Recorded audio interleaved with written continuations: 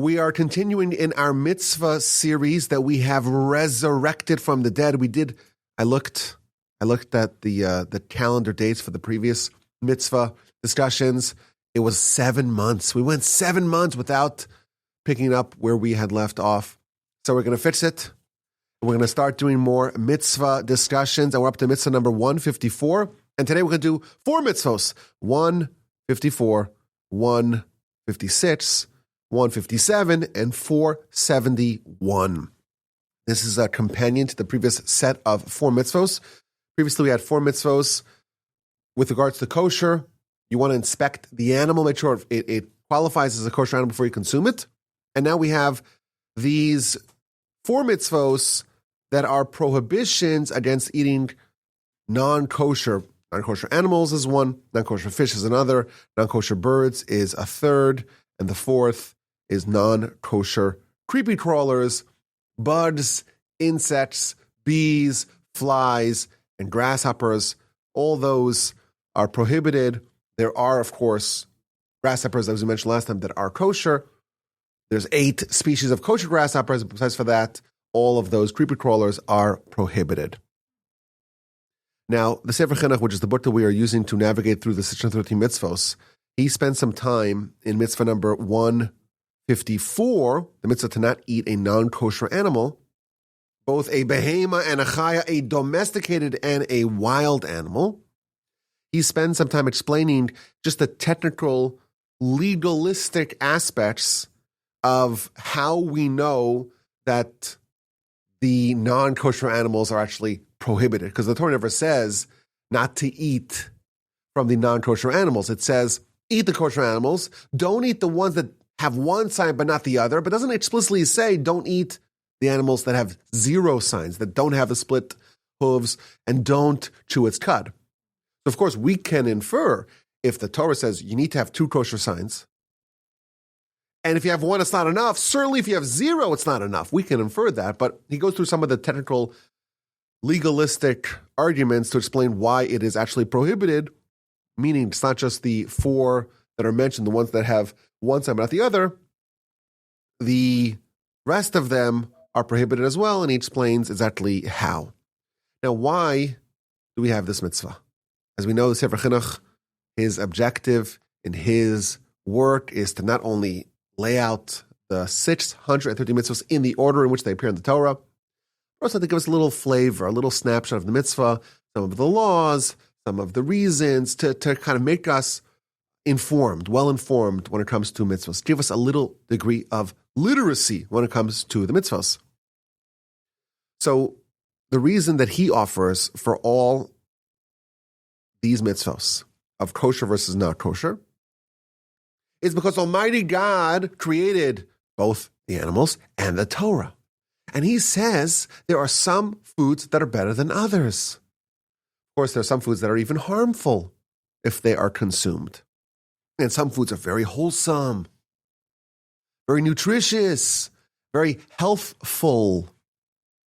These animals, says the Sefer Chinuch, the ones the Torah prohibits, are bad for your health. And if it's bad for the health of your body, it's bad for the health of your soul. Because the body is the implement of the soul. It's the tool of the soul. And if you want to actualize the agenda of the soul, you need to have a well-oiled machine, a well-functioning machine to keep it at peak performance. The body, and only if the body is working properly, only then will the soul be able to actualize its agenda. And the analogy that he offers, you have a blacksmith, and the blacksmith has tools and an anvil and a hammer and tongs, but everything's messed up. Everything's warped. Everything is crooked. Well, the products of this blacksmith will not be top flight. You need to have good tools, good implements in order to achieve a good result. Soul is trying to achieve a good result, and it needs good implements. And a body that's corrupted, that's not healthy, that's messed up in some way, will not yield good results. And therefore, the Torah says these are permitted, these are good for you, these are prohibited, these are bad for you. And that is the reason that he offers for all the mitzvahs of kosher. Now, part of what he does in every mitzvah is to give a little sprinkling, a little sampling of some of the laws of the mitzvah. And he doesn't give us the whole thing because then the book would be infinitely large. He just gives some of the laws, just to get it's something to study. You want to have a little bit of a sense of some of the discussions, deliberations, considerations, arguments featured in the Talmud and other sources about each one of these 630 mitzvahs. And the law that he chooses to sample is very interesting. What is the kosher status of human flesh? Now, again, he's not trying to say that this should be standard fare at the Kiddush or at the Shabbos table. He's not suggesting that. But he wants to know, is it prohibited under this law or not? And you may argue, says the Sefer Chinuch, that the Hebrew word for a wild animal is a chaya. And the Torah describes the human as a nefesh chaya, as a living soul. So maybe, just maybe, the prohibition against a prohibited chaya would apply to also human flesh. And I looked, says the Sefer Chinuch, humans don't have split hooves and don't chew their cud. So maybe it would be included in this mitzvah. Now, again, everyone talks about this, and it's interesting because a lot of the commentators spend some time addressing this question. None of them are considering to say that this should become something that is part of the diet, the cuisine. No one's suggesting that. And everyone agrees it's prohibited. The question is, what is the degree of prohibition? And there's lots of different factors. Some say it's prohibited because of this law. Law says, got to be kosher animal. What does it mean? Split hooves, chew its cud. Humans don't qualify. Humans are, it's not kosher, just like a donkey is not kosher. Others say, well, a human is either alive or dead. It can't be both, can't be neither, either alive or dead. Well, if the human is alive, then it's Avram and Achai. It's a limb from a living animal. And if the human is dead, there's a prohibition against benefiting from any corpse. So regardless, it's prohibited. But not necessarily because of the kosher ramifications or the kosher laws, but because of other laws. And others suggest, well, it's not prohibited with the stringency of a negative prohibition. Rather, it's prohibited with a positive prohibition. Again, this is a little technical, a little inside baseball, a little in the weeds. But there is a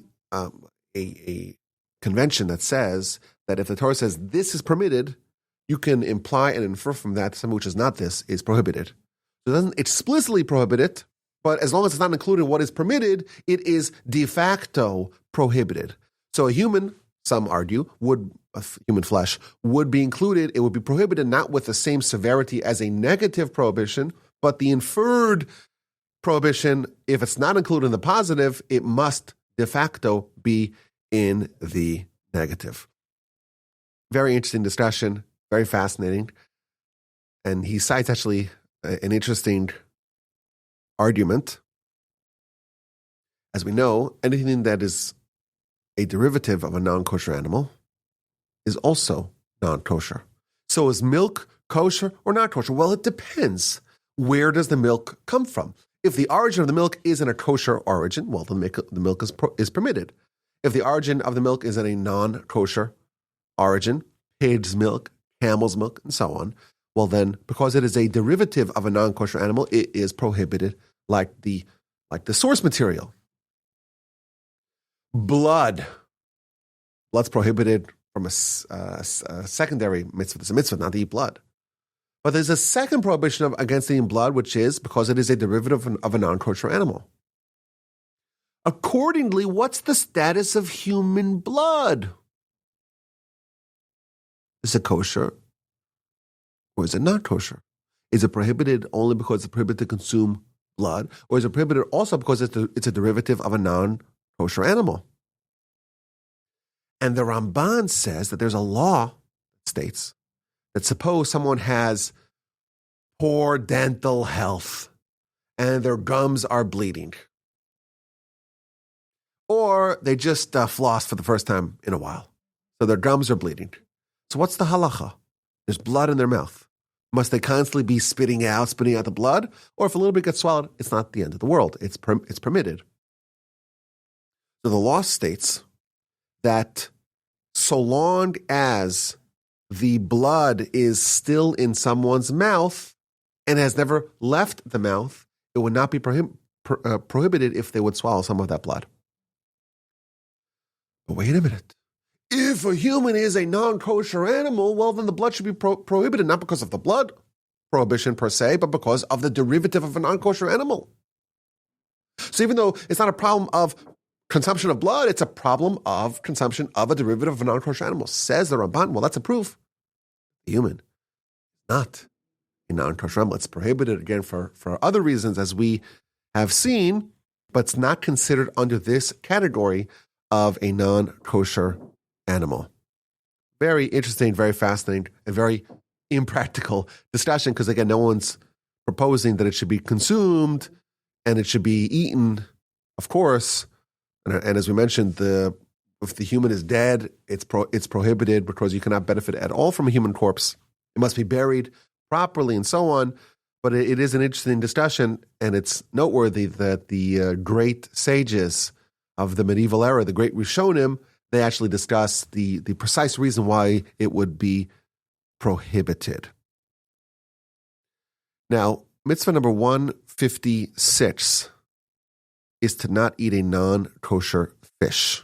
As we know, there are two signs that make your fish kosher, and they are fins and scales. And every animal that has scales, we're told in the Mishnah, has fins. And accordingly, or every fish, let me be more precise, every fish that has scales has fins.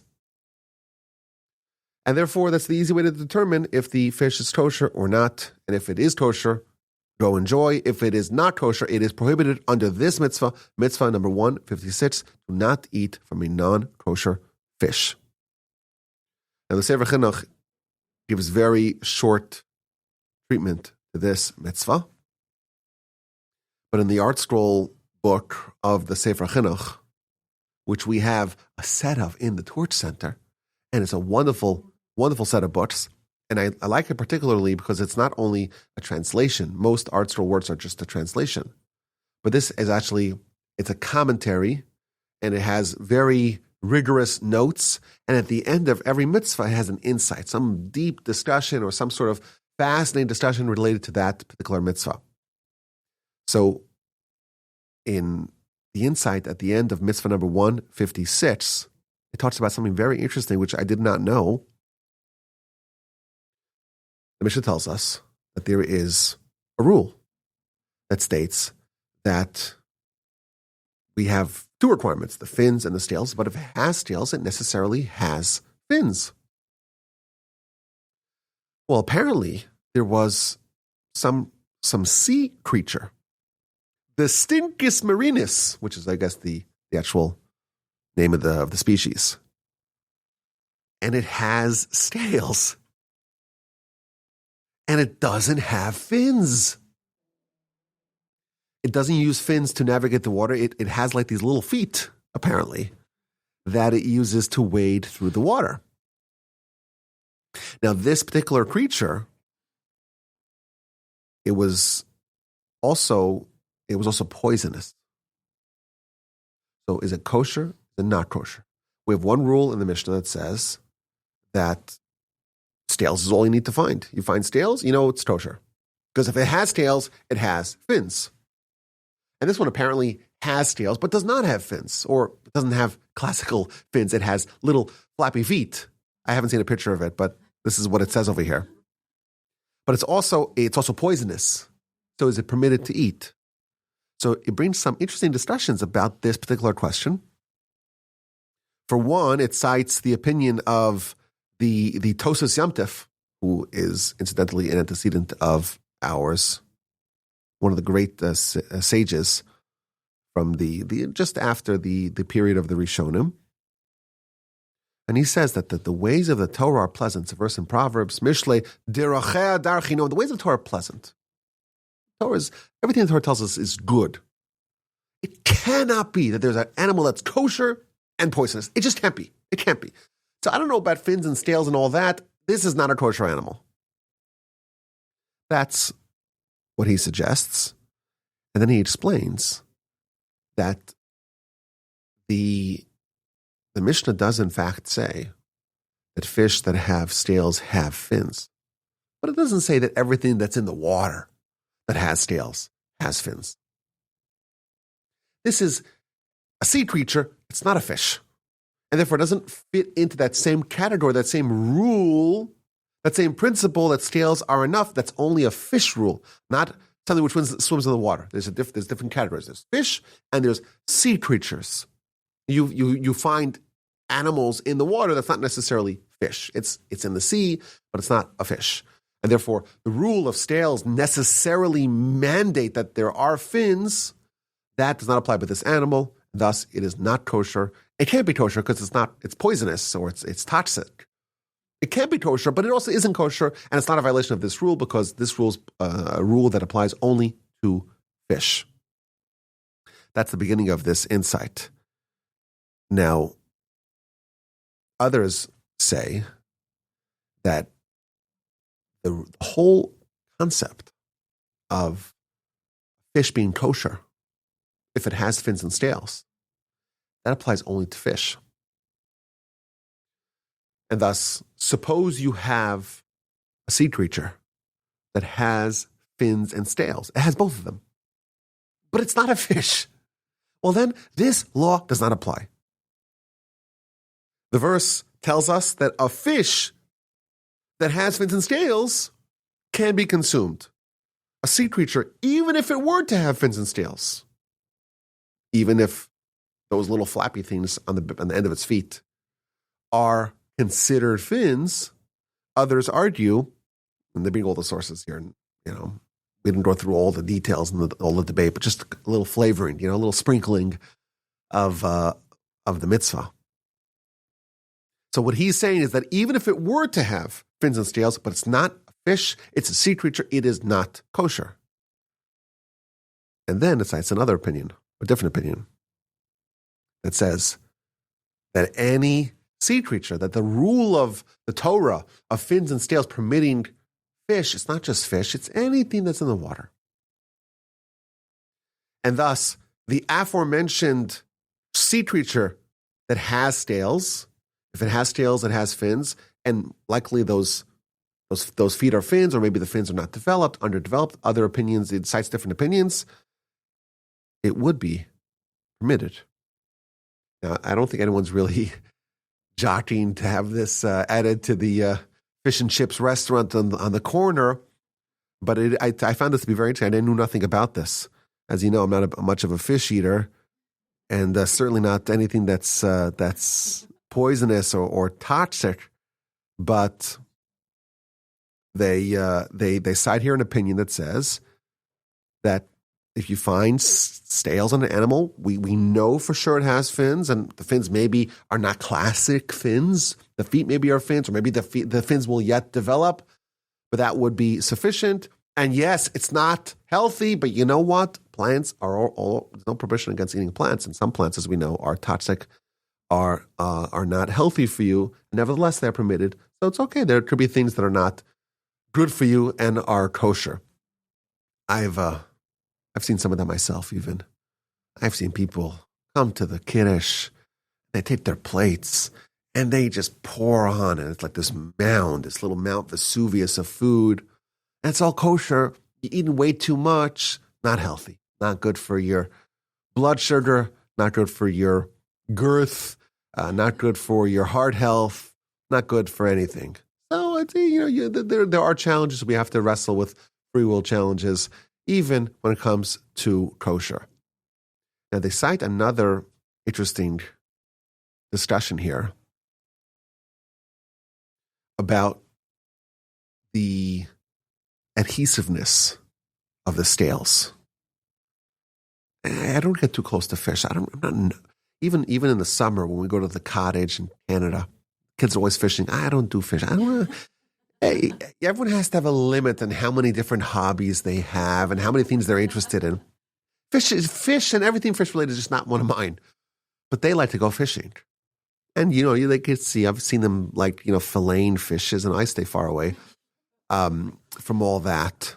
But the word for scales in Hebrew is a kaskeset, which means like a coat of arms, not a coat of arms, or like armor, like an armor that a fish would have, and thus it has to be, according to the citations that it cites over here, it has to be scales that are actually distinct from the body of the fish, and thus you could remove the scales without pulling off the skin, like an addition, it's like an armor that's placed upon the skin of the fish. And thus they talk about a certain fish, a certain animal,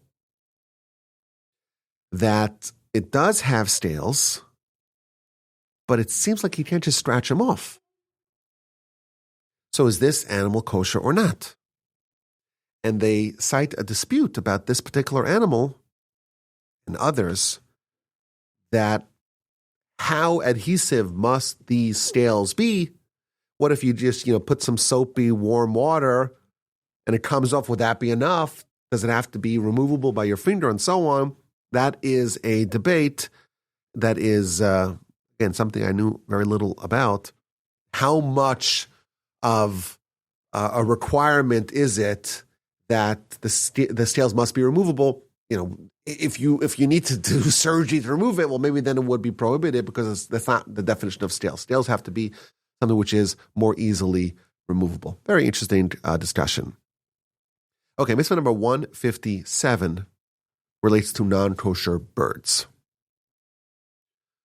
And there's a different system that the Torah uses for telling us the prohibition of birds versus the prohibition of animals and of fish, and even of grasshoppers, as we mentioned last time. When it comes to animals, we have signs. And therefore we know what defines a kosher animal, what defines a non-kosher animal. When it comes to fish as well, we got the fins and the scales. When it comes to the grasshoppers, we talked about the wings and the legs and so on. The extra jumping legs on top of or behind the legs. That's what describes for kosher grasshoppers. When it comes to birds, there are no signs in the Torah. Instead, we have a list. There's a list of 24 birds that are not kosher. Everything else is permitted. Any bird that's not on this list is permitted. Well, what's the list? It gives a whole bunch of Hebrew words. Which animals are that? We don't necessarily know. The nesher, the paris, the oznia, the da'ah, the ayah, the orev, and so on, the basayana, the tachmas, the shachav, the nets. We don't know what these birds necessarily are. So we know for sure what the Talmud says, the Midrash says, everyone says this, and the commentators all say this. We know for sure that if it's not one of these 24 birds, well, then it's kosher. But we don't know the identity. We're not experts in determining the identity of these 24 species referenced in the Torah. And therefore, the Sefer Chinuch tells us that the sages gave us signs. Even though the signs are not in the Torah, the sages devised a system of signs, and we mentioned this last time, that there are several signs. Does it claw or not? Does it have the elongated toe or not? Does it have a crop? Is the gizzard easily removable, and so on? These are the signs that our sages in the Talmud devised for us based upon their study of these 24 birds and their knowledge of all other birds. We were the original bird watchers before it was in vogue. They had more comprehensive knowledge about these birds, and therefore they devised the signs for us. Now, the Ramban, in fact, interestingly, he tells us, well, why doesn't the Torah give us those signs? He says, well, if you have an animal, it's easy to monitor, to go look and see. Birds, they're flying around. It's harder to pin them down, to find them. And therefore, the Torah made it simpler for us by saying, well, all birds are permitted with the exception of these 24. And thus, it's actually a simpler system because actually the majority of birds are permitted. Nevertheless, the sages said, okay, we'll give you a system of signs that you can use. Now, the Sefer Chinuch has a very long discussion about the animals that have this sign but not that sign. How many animals qualify? Does it have this one, not that one, or third one? This has two but not the other two, and so on. Very long piece. And he summarizes, or at least the Art Scroll summarizes it at the end. If a bird claws, well, then it's not kosher. If it has all three physical signs of kashrus, we automatically know that it does not claw, and therefore it's kosher. It goes through all of them, the different permutations of birds and which categories they fall in and when they would be assumed to be kosher or not.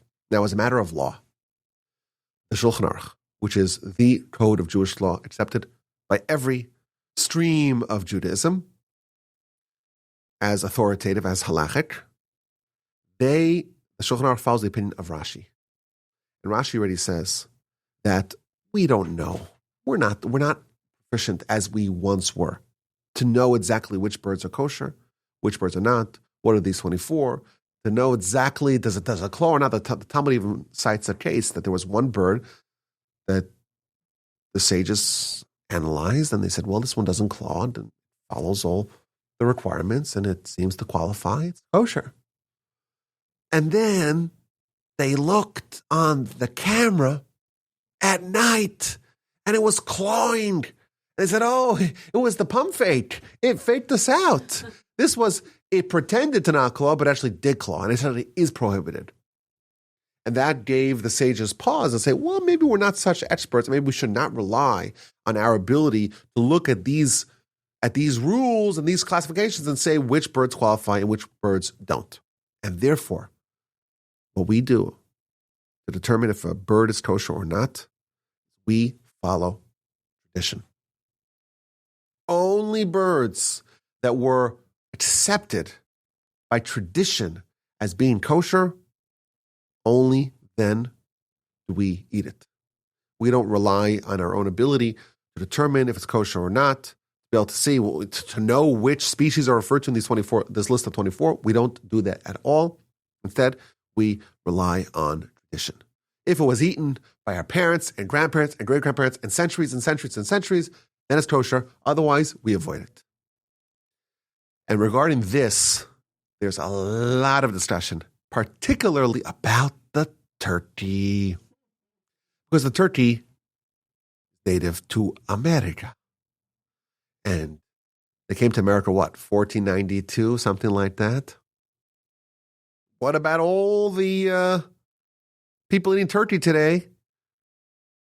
Was there a tradition? Rashi lived in the times of, the 11th century. Way before turkey was brought to Europe. And somehow, turkey was discovered in America.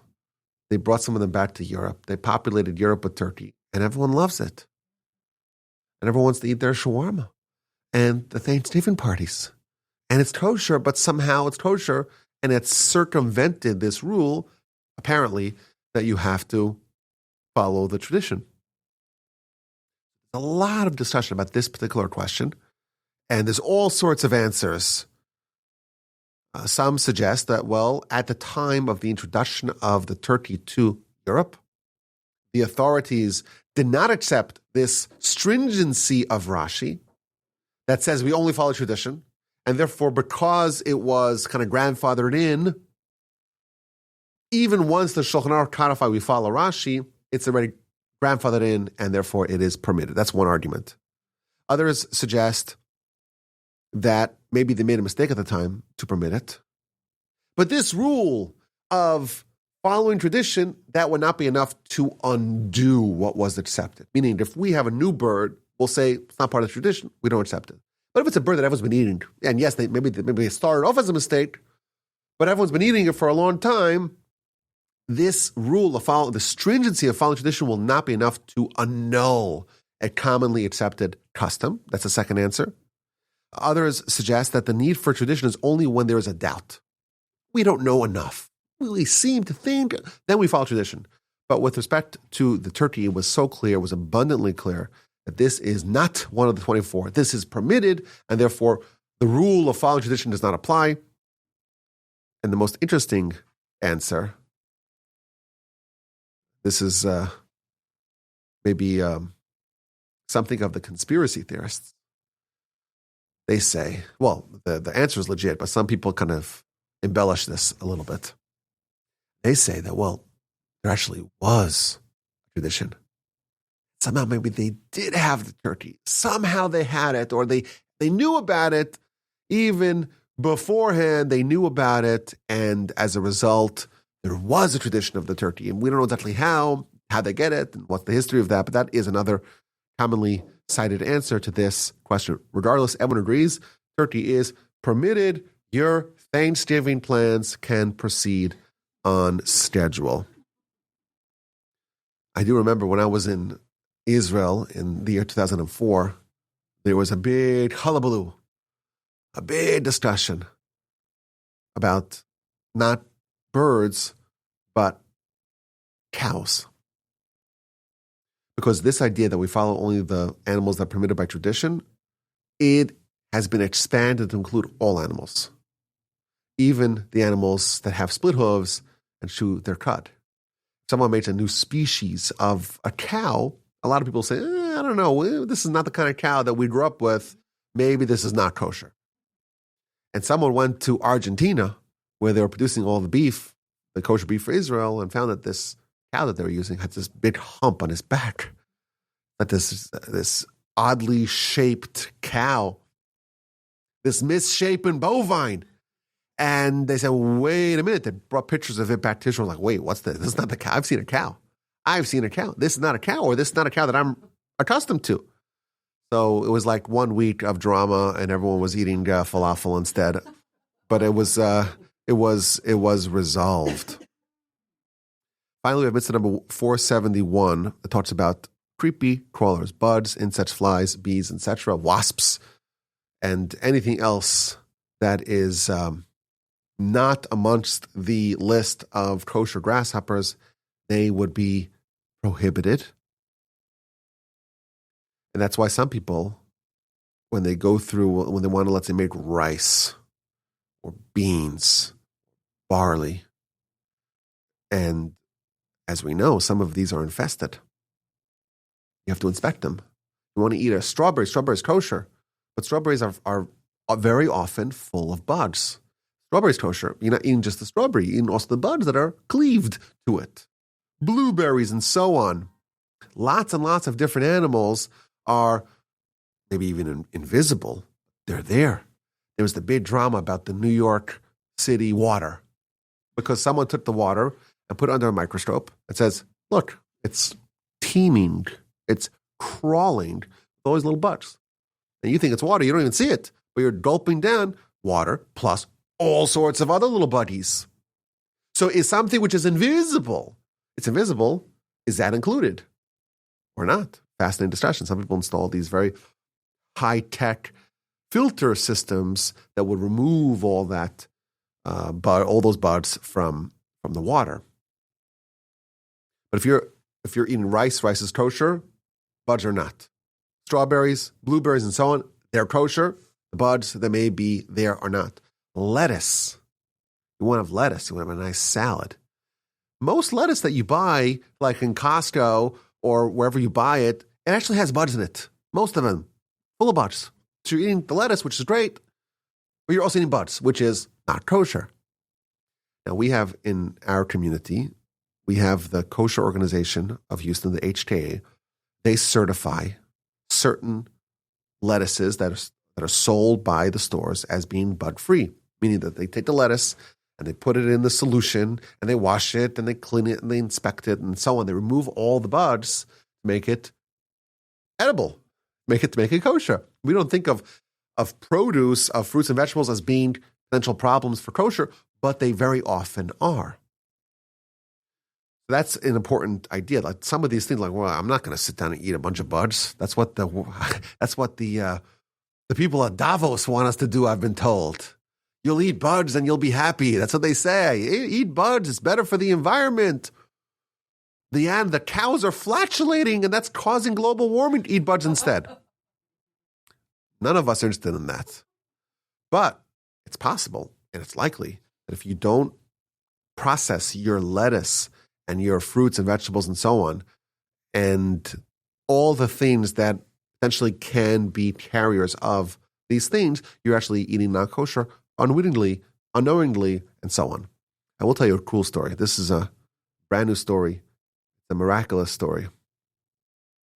Happened only two or 3 weeks ago. So I made the cholent in our family. Well, what's cholent?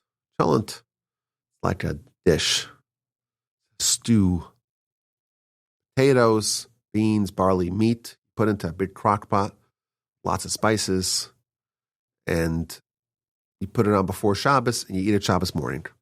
And there's a long history to it because the Karaites would say you can't have anything hot on Shabbos because you have any fire on Shabbos, and we know that you can have hot food on Shabbos provided that the heat was set in motion before Shabbos. And in order to dispel the misconceptions of the Karaites, we all eat the cholent on Shabbos morning. And it's kind of a man's thing. It's like barbecue. It's kind of a man's thing. I made the cholent in the family. Put the potatoes in, and then you put the beans and the barley, you put the meat, lots and lots of spices, make it a little spicy to give it a little kick to it. That's my thing. Now, if you buy the barley, you can buy barley. Barley's kosher, right? It's just barley. You buy the Jewish brands that are made by Jewish companies. They all have a sign that says in it, you have to inspect them. You have to inspect it before, because you don't know, this is uninspected. Just take the barley, you don't know if there's any buds there. You got to inspect it. You open up the non-Jewish brands, it doesn't say anything about inspecting it. It just says it's just barley. Because if there's one bud in every 500 pounds of barley, it doesn't matter. There's no problem. There's no violation of any FDA or any health agency, nothing. Nothing wrong with that. It's barley. And yes, it's barley with 1% of buds, but it's still mostly barley. So it's just called barley. The ingredients don't list the buds. But the Jewish brands say, well, listen, there's a chance that there's buds here. So, but what I do is I just pour it in and I just give a cursory look. You know where this is going, right? So this is the story. So my mother, very special woman, very righteous, very righteous. So she makes challah for Shabbos every Friday. And what she would do is she would sift the flour. Take the flour, take a sifter, you sift it to remove and make sure that there's only flour going into your challah. Like my memories of like Friday is like my mother sifting flour. I remember I once asked her, I said, Ima, did you ever find a bug? She says, no, never. I said, so why are we sifting so much? Now why are you sifting so much when there's no infestations there? She said, hey, this is what we do. This is my mother, this is what I'm doing. Okay, so she is very righteous.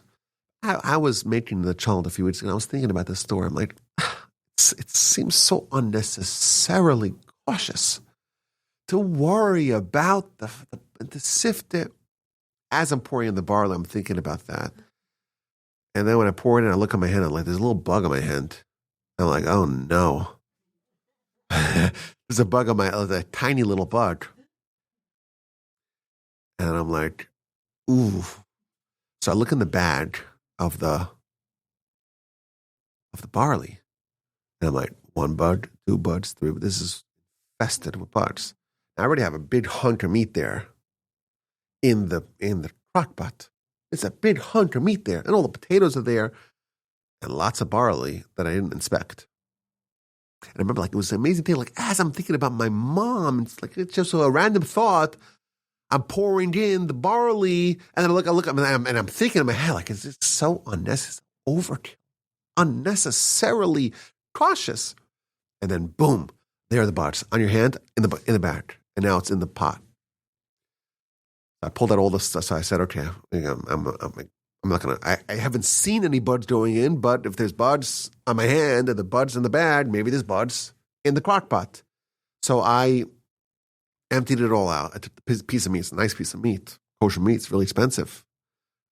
Washed it down. I put it in I use a crock pot liner. Just that way, afterwards, you could just remove it, even though I know it's not good, microplastics and all that. I know it's not good, but still, to clean it is way worse. So I pulled out the bag, put it in a brand new bag. I said, okay, the meat, all clean. Put it in. And then I took a strainer, took out the potatoes, all my my cleaning lady was there. She thought I was nuts. What's this guy doing? He put the food in the pot, then he pulls it out, and he's cleaning it. That's okay. She thinks I've gone a little insane. I pull out the potatoes, clean up all the potatoes. I'm like going through the beans and the barley. I'm like, it's like too hard to tell. So I just dumped out the whole thing. And I said, okay, I was out of barley. I had no more barley left. So it was like the worst cholent I've made yet. But I told the kids the story because since then I've been checking the barley. I even checked the rice. I made rice before Shabbos. I'm checking it. Why? Because I'd rather check it 100 times and not have the buds even once. If you knew that you're gonna eat rice 10,000 times in your life, and in one instance there's going to be a bug in the mixture, that will be enough to check it every single time, because we don't want to eat even a single bug, because we don't want to violate the will of Hashem. And every time we check it and we find no bugs, great, but it's worth it. Even if you go 30 years of sifting the flour, I don't know about that, because it does say in the bag that it's sifted. And we've never even found once a bug in the flour. But when it comes to the rice and the barley, please God, that's the plan from now. Henceforth, we're going to check it. We learned our lesson. And Mom is right again. What can we say? Mom is right again. I will tell you that, I've had the great fortune of keeping kosher my whole life. Never ate a McDonald's or a Burger King, or I understand that Chick-fil-A is very popular. Never had it even once. There is a Whataburger in our neighborhood, and whenever the wind patterns are pushing the air south, the whole neighborhood is blanketed with this incredible aroma, and I'm like, I think I get it. Never even walked in there once. You could go in there if you need to use the boys' room. You could go there if you want to buy a Coke. It's not a problem. Maybe it's the problem to eat the Coke, drink the Coke, but that's a separate discussion. Not good, full of sugar, but never ate it once. So this is not a challenge for me, this whole subject. But I will tell you, if someone is considering adopting the laws of kosher, today is the golden age. There's so many options available. You go to any supermarket in America, you find kosher food. It's easier than ever to keep kosher, thanks to the incredible work of the various kosher agencies that go to plants and go and inspect. They even have kosher Skittles now. It used to be you had to import them from Europe or Israel, but now they're making the Skittles in the United States. It's not yet done, but they're making it. I've been told they're making them kosher. Everything is made, all certainly mass-produced, ultra-processed, which is bad for a separate reason. But all those things is just kosher. Everything's kosher. It's more expensive, but so is grass-fed beef. And it's more expensive, but it's better for you. When they slaughter the animals in a kosher slaughterhouse, they open it up and they look in the lungs and they look to inspect to see does it have any cancerous lesions on it. And if it does, they say, okay, you're going to the non-kosher pile. Let the non-kosher people eat that. It's not good enough for the kosher people. I've heard that only 30% of animals that were slaughtered kosher pass the inspection. So it's not just kosher and better for you spiritually. It's better. The animal is sickly. If it's fine. Goes non-kosher pile, let all those people eat it. In addition, the commentaries tell us that you want to develop a connection with the Almighty, you want to have the ability to flourish spiritually, you have to make sure that you are a conducive vessel for it. And if you defile yourself and you make your body more coarse and you plug up the portals, that's what non-kosher food does for you. And the Mesil Shem has a very famous essay where he talks about how if someone wants, this is his words, true knowledge and the spirit of intellect that the Almighty gives to the righteous ones and to the pious ones, you cannot have any non-kosher because it just plugs up all those portals.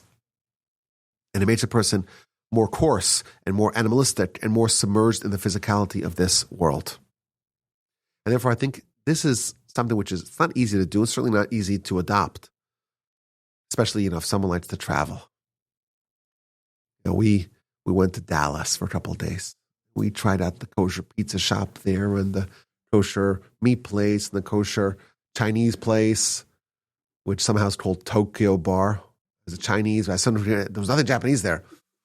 But I guess, what do Jews know? It's Far East, Tokyo, Shanghai, Beijing. It's all the same. Chinese, Japanese. So we have kosher options. You go out of the communities, it's much harder. We drive to Canada each summer, as you know. It's very hard to find kosher food. Very hard to find kosher food. But you can find packaged kosher food in every supermarket in America. But to find, hot kosher food, it's hard. So actually, keeping kosher it reinforces Jewish living because it keeps someone in a Jewish community. Because you ever want to go get a sandwich, you gotta live in a place that has kosher food. So it's actually self-reinforcing.